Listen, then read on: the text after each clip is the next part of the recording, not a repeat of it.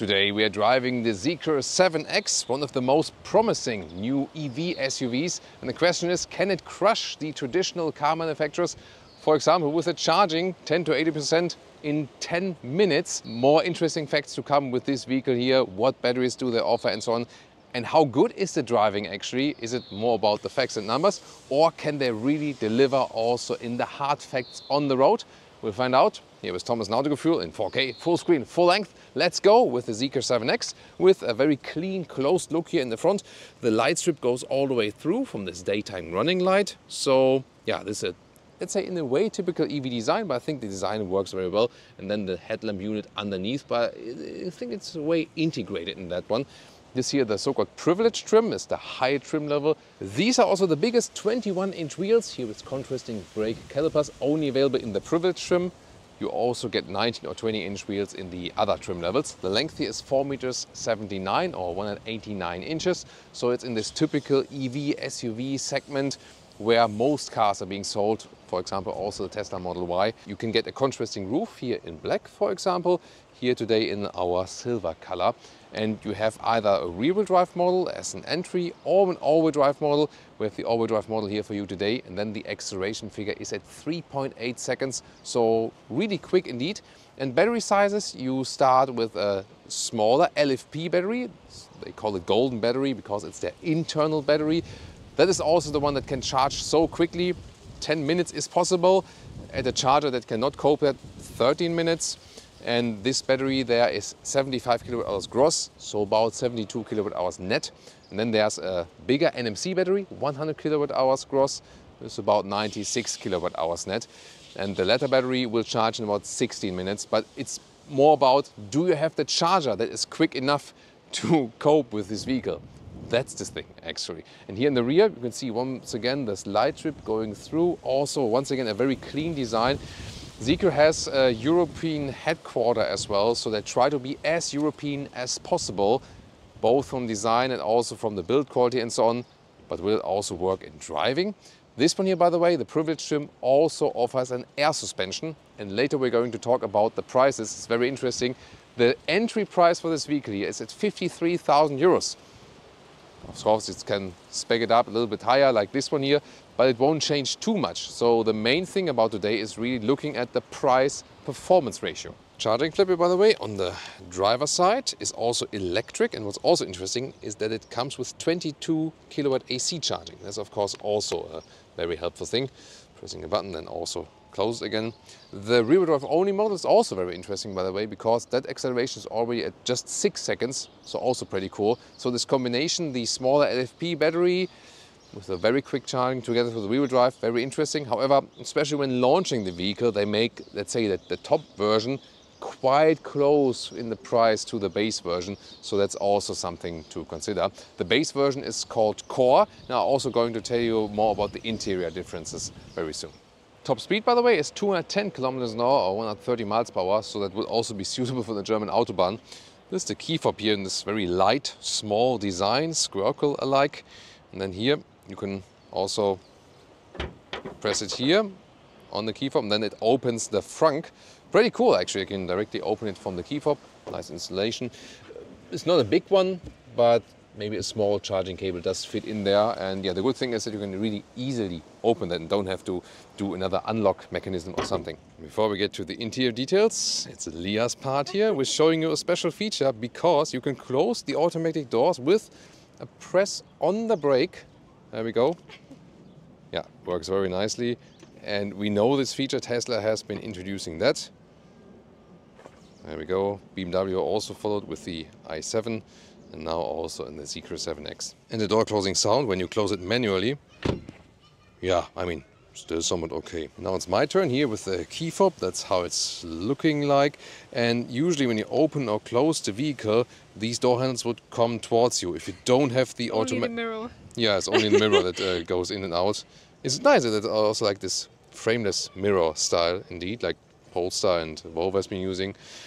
Which also makes sense because Zeekr is belonging to the GD Group, Chinese corporation that owns Volvo, Polestar, Zeekr, Lynk & Co, some more. But here, these are the automatic doors in the privilege trim. And there are different features. For example, then here, press this button to open it. And then when there's, I think I wasn't quite fast enough. And that's also the thing with the automatic doors. So, I mean, it's a good thing that it stops, because here, for example, I'm standing here, it's not opening actually, and even not hitting me. That's actually a good thing. So, but that also means that you have to be quickly away, like here, pressing and then make way, then it properly opens. Then, as Leah showed, you can either hit the brake to close it again, or you can hit this button here, then it also closes. Or you can also close it with this button again. Wait a minute, is it? I mean, it would theoretically be possible, you know, like not the most convenient solution, but you can actually also, like, I mean, it does work. So yeah, why not? But honestly, I would actually. Did you also press it now? Yeah. So we did it now simultaneously. It's not that far away than yeah, this one, right? Yeah, I mean, this is also quite far away, Yeah. right? But then the thing is, like, if you want to do it manually, then you're of course working against the electric motors, and it's kind of weird to move it. So I'm honestly a fan of just manual doors. This is over engineering, I think. What do you think? Because we also been testing it in the BMW 7 Series, where it was also getting on my nerves after a while, so I would get one without. There's also like the low trim levels available that don't have it. Here, by the way, interesting, inside of the doors you have this small cubby hole, where we also already had interesting ideas what to put there. Some said tissues, or like using it as a small waste bag or something like that. But yeah, you shouldn't put it, maybe like for waste paper or whatever, but nothing for sunglasses. or sunglasses. Yeah, Yeah, maybe like that. Covered, yeah. There we go. The lower door sill is not covered here from the inside though, but a rubber pad on the lower floor, at least here inside. And then also some nice stitching on the lower part. So this is cool. And also here, really high-class window levers with clicking sounds and so on. And the seating position here. Entry badge? Yeah, entry sill badge here. So also looks quite cool. And yeah, it makes a good quality impression from the first side already. Here with 189, 6'2". Still some headroom left. This is here a fixed panoramic roof. We can apply a manual shade electrically. I can soon show it to you. A lot of seat controls, and look at that, like a Bentley style knurling here. The steering wheel, you can see you still have manual controls. For example, here for the volume, and this is also how you control the steering wheel movement if you are in that steering wheel setting mode that is then saved with your user account. Also quite cool turning indicator here. Like there's like a small structure on it, so really attention to detail. And also found something pretty cool. When you click through here, the instrument menu, you also get to a climate unit, and then you can actually use the scroll wheel at the steering wheel to change the temperature. So that's a cool integration. If you just heard some background noise, by the way, these were playing kids in the background, just that you know. So here now in the cockpit overview, it's actually really clean, 16-inch touchscreen, soon more details to that. And here also covered on the top dash, and here as well, that's nice. To fold down the glove box is here, smoothly dampened, and you have the separate button for that here, so you don't have to do it in the screen actually. 2 inductive charging pads, they are also ventilated, that's cool. Middle console here, nice quality, slide this one open, a smooth process. Cup holders can be stored or brought out again. That's actually cool. And the structure inside, this is a split armrest, either like this or like this, so you can open it to both sides. This is actually where you can exactly put the key fob if you like. So that would work as well. And a lot of space here It's nice for underneath. your OCD. Yeah, OCD compliant. Then quick look at the seats here. Isofix already on the passenger seat. And the rule is like that. The core, the base level, has fabric on the inside, leatherette on the outside, would be an animal-free seat. The steering is not animal-free. And here in the privilege trim, or at this moment included also in the mid-trim level, later on it will be an option, then you can also have the animal skin. And it is, good quality comfort-wise, but of course I would suggest the fabric seat to be animal-free and more sustainable. At the same time, it's also tested it, the fabric seat. It is even a little bit more comfortable. But the seating in general from the ergonomics is really comfortable and nicely done. Why? It's about the seating depth. So here, like this, when I push it right here, like what is underneath, the bolstering underneath, this seating depth is extremely important for the comfort. You could have done the same with the high-grade leatherette, which you see here also on the outside, for example, because here's also a mix. So some parts are animal origin and some are artificial. and you would need to look in the booklet what is what actually. And here the position, you have the classic interface with the steering wheel and so on, then everything digitalized in the screen. Also the climate unit. I do prefer manual switches for that definitely, but at least everything is fast. Gotta say that. This is one of the fastest screens. Look at that. I mean, also here this visualization of the car, where you can also activate some features like the front, also the top cover, windows, trunk and so on. It's extremely quick, also quicker than in the Zeekr 001, which we recently also tested again. Android Auto, Apple CarPlay integration is also there. So they are ticking all the boxes, except maybe like a manual climate unit. That would be cool here in the lower part. But there are some, like here, for example, to open the trunk is here. Then here, a manual volume job that can also be done from the passenger side. And this is like a, oh, what is this? Why does it, oh, is it like a favorite? I'm so sorry. Actually, can we check again? Maybe we step back a little bit. Obviously, oh. So this button at this moment closes the passenger door. Didn't know about that. Does it open it again? No, open it does not, but it just closes it. So I almost squished Leah with that. You damn button. Here, when you press and hold the favorite button, then a menu pops up and then you can switch between different functions of this button. The driver POV here on the left side, this by the way for the cruise control. Then the digital instruments look like this. Speed is right there. And then you also get a head-up display, at least here in the highest trim level. And the main infotainment unit, already took a glimpse of that here, how quick, how fast it is. These are all the vehicle settings. You can here switch between a dark and a bright mode. I usually prefer the dark mode, and you can also adjust the brightness. Here you can also set different driving settings, for example, and everything is really so quick, super quick. Yeah, it's crazy. Here seat massage is also available, for example.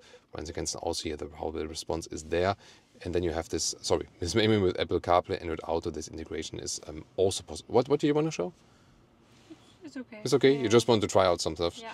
Yeah, I mean, it's actually fun to try out stuff here because, again, it works so quickly. And this is the Zeekr app here, so you can also remotely control stuff. For example, when you're outside the vehicle, like sitting at home, you also want to preheat your seat. That is possible. Yeah, so actually quite cool. You can also here activate the climate before and so on. By the way, included here in the so-called advanced cockpit pack is the 21 speaker Zeekr sound system, and I gotta say it's really good. It's really good. So very crystal clear sound, and like when you have like the bass coming, it's not like just boom, but it's like more like, you know, like a fine, like a fine bass experience. So that's really impressive. Rear seats also very interesting. Here inside of the door, everything wrapped. There's also ambient lighting integration. At the moment it's too bright, but you can maybe see it on the inside very soon. And then here this is the automatic button to close the door from the inside as well. And then some rubber pad on the lower part at the door, but otherwise it's hard. But then again, it's like nicely stitched on the lower part. And here we have more controls. So first of all, this is here the window control, like this. And I can also raise the shade with that, but it doesn't work when the door is opened. I can soon show you on the other side with the closed door. And then here, these two, they do work already. This is here to put this seat here, the passenger seat, to the front. So if I'm going to enjoy like a taxi ride or something and I want to push this one here as much forward as possible for this luxurious seating position. Let's see how far it does go on a maximum scale. That goes really wide. Look at that. Oh, wow. I mean, it's just like missing that I can have like the footrest to be folded here. That would be only thing missing probably. I mean, look at that. That is something, right? The door opens very wide. And the door opens very wide. Yeah, it's also, yeah, almost 90 degrees. It's good actually for the child seats. It's ISOFIX here also on the outside of the rear seat. And then we have these lower controls like here, because we can change the angle of the seat electrically. So this is like another luxury feature, and also connected to this one here, because when it's upright, then it's also upright here. So here's some space underneath, USB-C charging, USB-A charging, somewhat adaptive cup holders here, and now it's upright. But the thing is, when you have it in a relaxed position, then also this one leans a little bit backward. Gotta take care of your beverages then, for sure. And then here on my side, I can show you when I'm driving, I'm still having lot of legroom. So the usage of space here is really enormous, really good. And once again here also that you can see the difference when the seat is more upright or when it's more in the relaxed position. But even here in the upright position, yeah, still fits with the headroom 189, 602. At the moment here the panoramic roof has the open shade. You can close the shade there as well. Here now you can see a little bit more how the ambient lighting looks definitely. Very comfortable here in the rear end. When I now also pull this lever here, I can put up the manual shade. Pretty cool. Yeah, and covers, yeah, here's like some gaps here, left and right. Jacket hanger here as well. And again, I can also fold it back again. No. I don't know, maybe it's like, there we go. So maybe the car didn't want that at first. Yeah, but it's a very cool and clean solution. And as I said, it's very comfortable here in the rear. So something to relax with a lot of space indeed. And then here in the lower part, you have, this is nice. The like, Zeekr logo. oh, here. the Zeekr logo, like also like detail work here. And here also nice clicking sounds for this small storage unit. This looks like a, I don't know, what would I put there actually? Tissues. Tissues maybe, I don't know. You suggest something about that. Yeah, I think the most impressive thing is like this taxi driver position, although the driver itself can only hardly look to the side mirror then, but really rarely do we see in a car at that size so much space here in the rear. And due to, look at that, I mean the panoramic roof really goes till the end of the vehicle, so to speak. From there I can also show you how does it look like when I close the shade. I was thinking, can I hold it? No, there we go. So there we go, and then you can see like how much it is and how much is closed. Now it's getting dark. There we go. Oh, look at that, it's like so long it needs like this two splits. Interesting, yeah, because I mean it has to stay somewhere. Interesting, you know, usually it's rolled. Not sure how that is working in the back there, but yeah, definitely a very impressive rear experience. And Leah has discovered another feature for you, and that is underneath the rear seat. Look at that. There are some more storage possibilities. You can pull these here It's out. really cool, I think. That's actually a nice idea, Yeah. definitely. Here with the Zeekr logo. It's also an imprinted logo, yeah. So what would you guys put there actually underneath the seat? Maybe like the emergency vests or something? Dog Or leash. dog leash, yeah, why not? The Zeekr lettering is here, by the way, integrated behind the windscreen in the rear. It's very interesting. And the knob for the trunk or the boot is just right here underneath the rear view camera, like there. And we have 540 liters. But what does that actually mean? First of all, here you have these two dots here each. Like from this end, it looks like it would be just like wet or something, but I don't know. It's like it's attachment for this one here underneath. Yeah, maybe for some additional stability. Then you can slide away this here. You see the trolley fits also vertically underneath. Then in the width we have here about 1 meter or 40 inches, a little bit wider than in the very front. Here underneath there is some space. You can also pull it up like this. This is a good solution here for the charging cable, for example. And then you can also like fold this one here a little bit like this. That works. And I see now. These are actually magnets.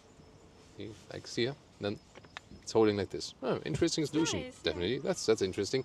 To fold the seats, however, there is no remote unlock here. Quickly just here that showing that you can also lift up this one here, the second part. You can also take it out completely. That would be possible. The height then, the total height from the cover to here is 27 inches or it's like 69 centimeters. Could be higher than though if we put this one, and then the total height is about 34 inches or 86 centimeters. And now about the folding, as I said, either go around or, I mean, if you reach over like this here, that is also working. You have to push it a little bit, so yeah, not the most convenient solution, but it does work. There we go. And then everything folds flat. Ski hatch is also available. And then here, this is almost the full ruler, like 2 meters or 78 inches. So indeed, well usable. Sport mode.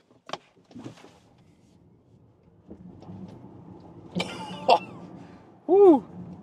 So that was 0 to 90 kilometers an hour. Yeah, 3.8 seconds is the acceleration to 100. Really powerful, instant, so to speak. Gotta say though that I don't have, let's say, like the best feeling for the car when accelerating. Yeah, so steering was was actually a little bit out of control. Gotta say that. You can also adjust the steering mode a little bit. Here, setting out also to sport to get a little bit more feedback, but it's a little bit steering through thin air, so you don't have the best feeling for that. And just yesterday I drove the 001, their estate, and there it was way better actually, the steering feel. But here a little bit you feel that it's set, let's say, on the looser note, so to speak. So here, just distance to the bicyclist, so there we go. Yeah, so I think that needs more tuning, more resistance and so on. I mean, power-wise, there's still so much going on, definitely, no doubt about that. Definitely, the rear-wheel drive version will also be enough for you. I've also set the dampening mode of the adaptive air suspension we have here to sport at this moment to get a little bit more feedback. We also have less rolling and so on. And I think, oh, there's like the brake warning here, once again, for the cyclists. But I think from the suspension, so far it's doing quite well. We do have the effect though, and also when I look over to Leah and see her face getting more and more white color, I mean, it's a general effect of these really heavy EVs that you move so much weight and that it does do just some stress on your body. But here I felt it's like especially the thing that, especially for the co-drivers, for the passengers, it's not so good when you have this agile driving, you know.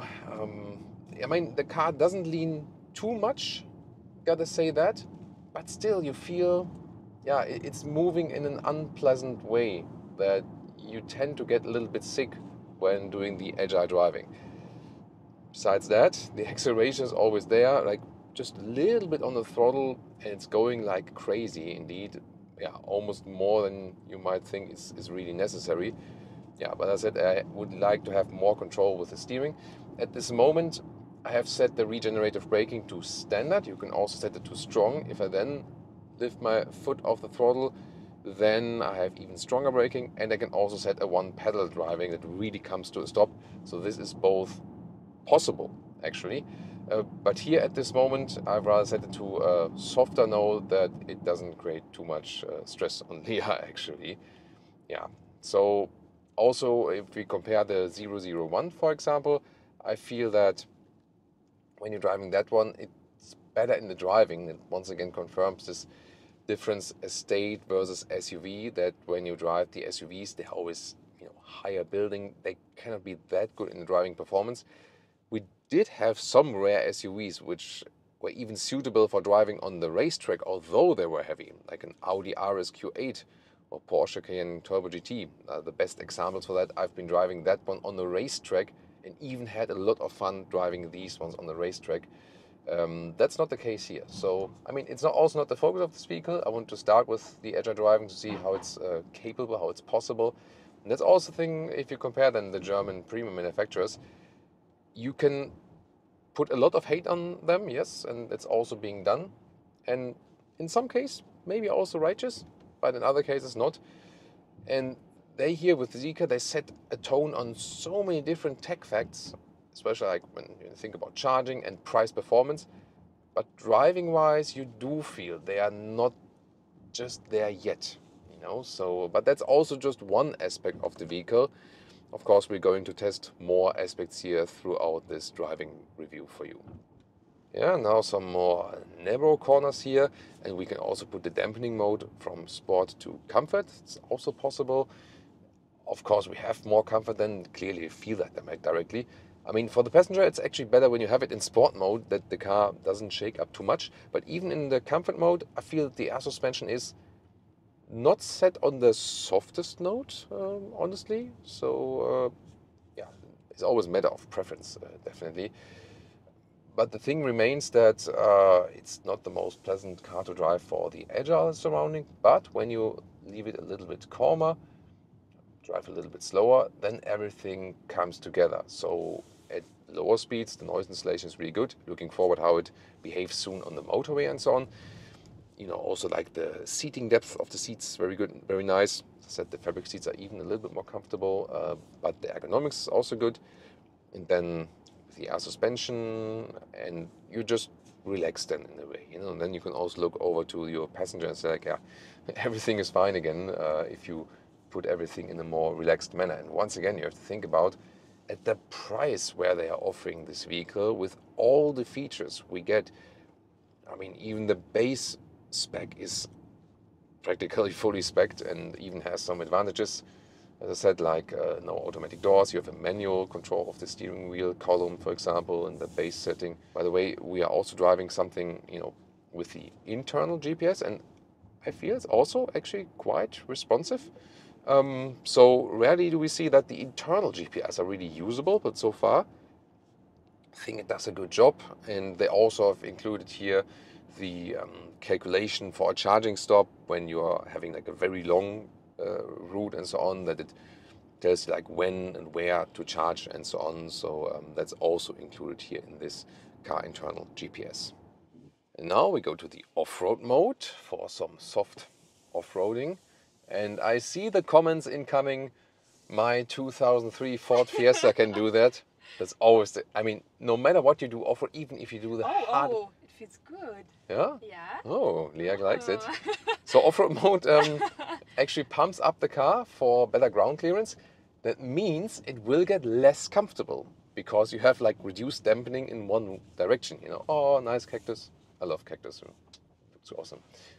I have one next to my computer at home. Yeah. One of those. So, and here the good thing is, of course, if you have air suspension when off-roading, it makes it still softer, although there are some bumps and potholes and everything. But at the same time, I increased the ground clearance to just to be a little bit safer than as for that. Yeah, I mean, as long as we don't have like really high obstacles, you can also deactivate the off-road mode and go in like normal driving and so on. That's fine. Here's some water as well. And then you feel it is actually a little bit more comfortable when it's in the normal height setting. But I mean, they also ask us to activate the off-road mode just to prevent any damages from the vehicles. Here now we have some ruts already forming. I like to, you know, like drive sand and stuff. That's what I love in off-roading, because it's really smooth. But here so far, car's giving us a nice feeling for that. Also somehow fits to the vehicle. It also can do that. Yeah, especially with the air suspension, you're a little bit more flexible. You know, it's getting a little bit rougher. And for that, actually, the steering that is not that responsive for off-roading then, it's actually quite good. Also always important then in off-roading to keep your thumbs not in the steering wheel, so, but rather on the steering wheel, if there's any feedback from the road to the steering. But I mean, shouldn't be the case that much here, right? Because there's, you know, everything is done electronically here. Yeah. Anyways. That's cool. Yeah, it's fun. Fun, yeah. Yeah, that's fun. So yeah, when Better than the corners. yeah. So Leah is more a fan of off-roading, most obviously, and yeah, I mean it is quite rough terrain here. At least it has rained in the past days, so that's making it a little bit softer, also just from the surface. But cool thing always with the electric vehicles, the all-wheel drive is working really flawlessly. You know, you can finally dose your throttle. There's no slip on the wheels and so on. And these electric all-wheel drives are really so capable. So actually, when you have an electric vehicle, it is an advantage off-road driving.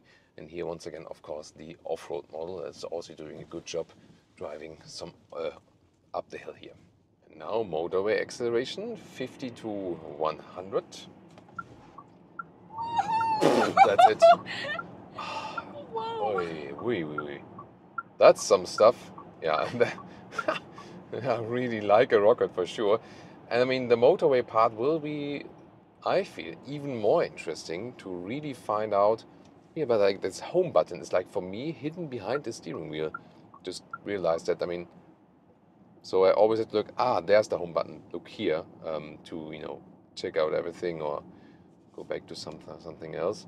So the motorway part to me will be even more interesting to really see what this car is made of. Here, first of all, in that corner. I mean, as I said, as long as you don't push it too hard, the driving behavior is really, really nice. Also smooth, especially from the suspension and so on. Yeah, and then let's see, put it to 120 kilometers an hour here. I mean, even if you just slide in the throttle, it's so quickly right there. And let's see about the noise insulation, and things so far so good. I mean, here at 120 kilometers an hour, 75 miles an hour, reasonably silent. I mean, today is nicer weather and also less wind. So yesterday we were driving the 001. This one is more silent now, but could also be due to less wind and due to the weather and so on. So that might also be a thing, you know. You don't really know about that. Yeah, and let's just drive like a little bit of motorway here, a little bit further as well. Ignore the GPS there for a moment. I also want to check out here the cruise control. There we go. So you can either go for normal cruise control, and then you can also set the speed right here, or when you like press twice, then the LCC is activated. This one is also an active lane keeping assist. I'll reduce the speed here though now. Of course, that's like the speaker. We'll do it one more time when we can. But so far it's also really calm. I've set the dampening mode on comfort. It's also fine for the motorway. Let's see here, lane change. It indeed gives you a very smooth driving experience, and as I said, like on the most agile roads, didn't feel too much at home, but here on the motorway it does feel really at home, definitely. One more acceleration.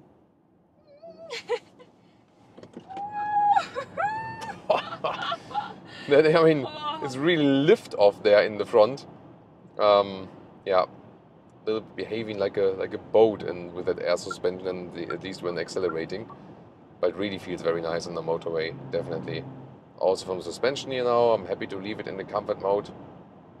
Lane change at 120 kilometers an hour, nicely done, not shaking up too much, so it's actually pretty cool. And here, once again, let's test the lane keeping. So I think twice, then LCC is activated, and let's see how is the car being kept in the lane actively. Is it hectic or is it smooth from the steering movement? Here, so far so good.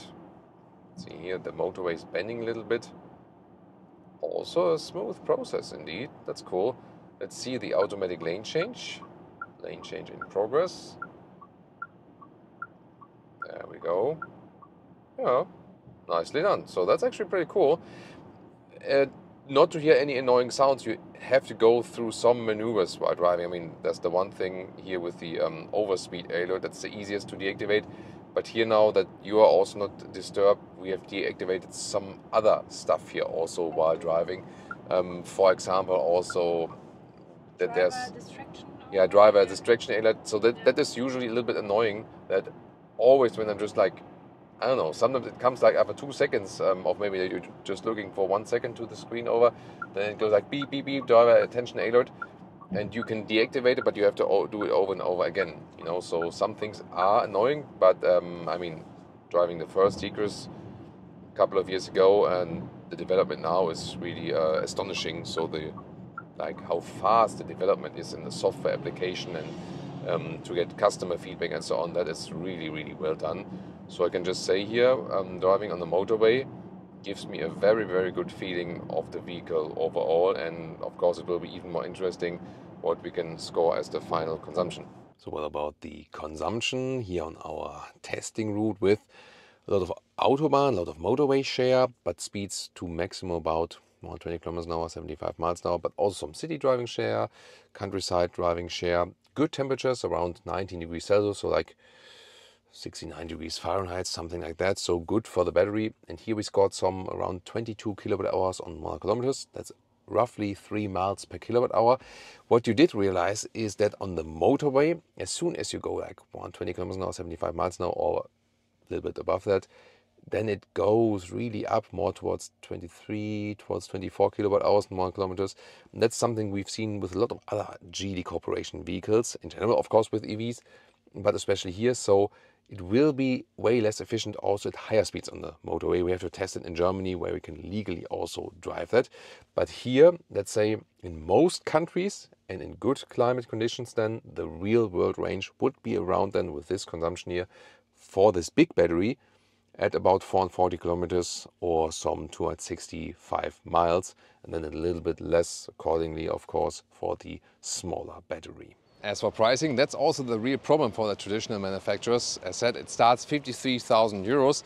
And when you go full spec, all-wheel drive, bigger battery, privilege trim, they offer it at the moment for 63,000 euros, for example, the Dutch pricing, so in the Netherlands. And that's of course a problem, because a comparable vehicle from the Germans, for example, would be probably double the price, you know, with all the spec and so on. There are still some differences, and the German cars are still doing stuff very, very well, and they still have their fans, and they're still very good cars, you know. But the problem is that here from the Chinese manufacturer, they can produce in a way cheaper way, actually. And, you know, Geely, the mother corporation where also Volvo belongs to, Zeekr is one of the other brands, Lynk & Co is another brand. And they also use economies of scale, like the other traditional groups and so on. Yeah, so gotta say that especially like this price-performance ratio is really astonishing with this vehicle here. Although there are still some things maybe where they're not top of the game, but let's say in Germany we said, die Luft wird dünn, or the air is getting thin for the traditional manufacturers. If they here can offer such a vehicle with this build quality at that pricing, I would wish for animal-free seats also in the higher trim. It's only possible with the core trim, but these fabric seats are also really good, so definitely also something to consider. And in Europe, they start with some markets first, like Netherlands, Sweden, Norway, where they are really, you know, keen on electric vehicles, and they have like a very high share, and the tax models are oriented on that. And then they're thinking about expanding to other markets. But since the European Union has also put tariffs on Chinese imported vehicles, it's also been a little bit trickier, so their rollout to other markets is definitely harder than initially thought. What do you think about it, the Zeekr 7X? Tell me in the comments, and also check out the competition.